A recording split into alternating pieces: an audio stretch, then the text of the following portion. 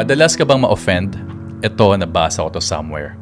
Baka naman kaya ka madalas ma-offend kasi hindi naman talaga ikaw ang kinakausap pero ikaw ang react ng react. Na-offend ka kasi hindi naman para sa'yo ang sulat pero ikaw ang basa ng basa. Na-offend ka kasi yung pagkain na niluto at tinimpla para sa panlasa ng iba, ikaw ang kain ng kain. Kapag sinabihan kang mag-aral ka ng mabuti, hindi ibig sabihin nun ay bobo ka. Madalas, ang ibig sabihin ay mas galingan mo pa kasi may potential ka at gusto ka naming umangat.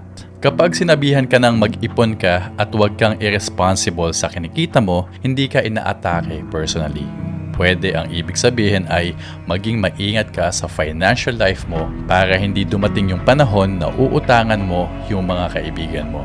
Baka naman kaya ka na-offend kasi deep down alam mo ang may katotohanan yung mensahe pero hindi mo pa siya kayang tanggapin ngayon. Hindi lahat ng nakikita mo ay para sa'yo at hindi lahat ng bagay ay deserve ang oras at opinion mo. Kasi mas madali ang maglabas ng sama ng loob kaysa tanggapin na ikaw ay may kakulangan at ayaw mo itong solusyonan.